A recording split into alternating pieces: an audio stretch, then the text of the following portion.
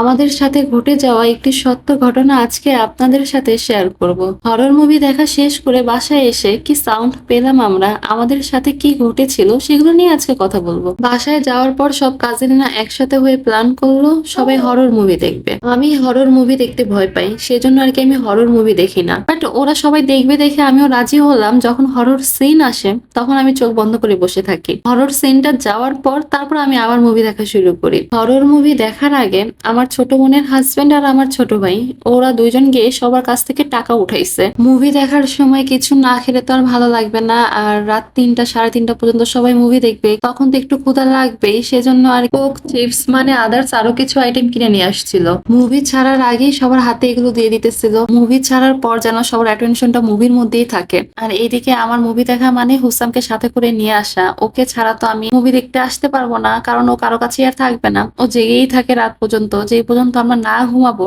সেও ওই পর্যন্ত ঘুমাবে না। আচ্ছা, এখন ঘটনাতে আসি। মুভিটা যখন দেখতে বসলাম তখন তো বাসার সব লাইট ওরা অফ করে দিচ্ছে। তো মুভি দেখতেছিলাম, তার মাঝখান দিয়ে আমার কাছে মনে হইলো ফ্রিজের সামনে কেউ একজন দাঁড়িয়ে আছে। এটা দেখার পর সাথে সাথে আমি আবার মুভি দেখাই শুরু করছি। ওইখানে আর নেক্সট বার আমি তাকাই নাই। আমার কাছে মনে হয়েছে হয়তো বা আমি হরর মুভি দেখতেছি দেখে আমি ওইটাই চিন্তা করতেছি, এটাই আমার সামনে আসছে, যার কারণে আমি কাউকে কিছু বলিও নাই আর এটা নিয়ে এত মাথাও ঘামাই নাই। মুভিটা শেষ হলো 3:15টার দিকে। আমি আর পেটুস হুসামকে নিয়ে বের হয়ে গেলাম। হুসাম যেহেতু ঘুমাইতেছে না আর ওকেও তো ঘুম পাড়াইতে হবে, আমার কাজিন আরেকটা মুভি দেখবে, সেজন্য ওরা থাকলো। আমি আর পেটুস বের হয়ে গেলাম। বাসায় যাওয়ার পরে আমরা শুয়ে পড়ছিলাম, হুসামকে ঘুম পাড়াইতেছি। আর তার কিছুক্ষণ পরেই শুনতে পাইতেছি আমার ছোট বোন আর ছোট ভাই বাসায় আসছে। আমার ছোট ভাই ও সব সময় শোকেস থেকে গ্লাস বের করে পানি খাবে। ওর টেবিলের গ্লাস যেগুলো থাকবে এগুলো দিয়েও পানি খায় না। তো ওই দিন ওইটাই শুনতেছিলাম, ও শোকেস থেকে গ্লাস বের করতেছে, এই সাউন্ড পাইতেছি। তানসিন আর ও যে কথা বলতেছে এগুলোর সাউন্ড আসতেছে। পেটুসকে জিজ্ঞেস করলাম ওরা কি আসছে। পেটুস বললো কণ্ঠ তো পাইতেছি ওদের, মনে হয় আসছে, গিয়ে দেখো। তার কিছুক্ষণ পর আমি বের হয়েছি, কারণ আমি জানি ওরা এসে পড়ছে। রুমের থেকে বের হয়ে ওদের খুঁজতেছি, ওদের আর পাই না। 2টা রুম চেক করছি।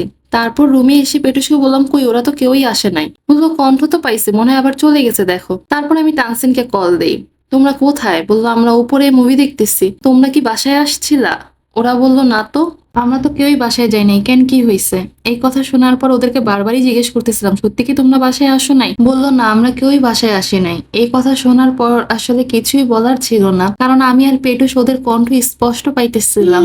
ওরা যে বাসায় আসছে এটাও বুঝতেছিলাম, সাউন্ড পাইতেছিলাম। তাহলে এগুলো কে ছিল? ওরা যে বাসায় আসছে এই সাউন্ডটা তো আর আমি একা পাই নাই, আমার সাথে পেটুসও পাইছে। ও শুনতেছে যে ওরা আসছে, ওদের কথা শুনতেছি, ওরা শোকেস খুলতেছে, এগুলো সব সাউন্ডই আমরা পাইছি। তাহলে এই সাউন্ড গুলো কোথার থেকে আসলো? আমরা কিভাবে এই সাউন্ড গুলো পাইলাম? যাই হোক, এর কিছুক্ষণ পরে ওরা বাসায় আসে। আসার পরে জিজ্ঞেস করলো কি হয়েছিল। ওদেরকে বললাম তোমাদের আসার সাউন্ড পাইছি আর যা যা হয়েছে এগুলি বললাম। তারপর হঠাৎ করে মনে পড়লো আমি যে মুভি দেখার মাঝখানে ফ্রিজের সামনে কাউকে দেখছিলাম, ওদেরকে ওইটা বললাম। আমি এক নজরেই দেখছি, এরপরে আমি আর তাকাই নাই ওইখানে।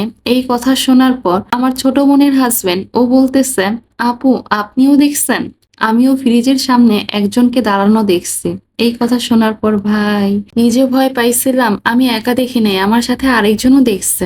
আবার ওরা যে আসছে এই সাউন্ড আমি একা শুনি নাই, আমার সাথে পেটুসও এই সাউন্ড পাইছে। এগুলো কে ছিল আসলে?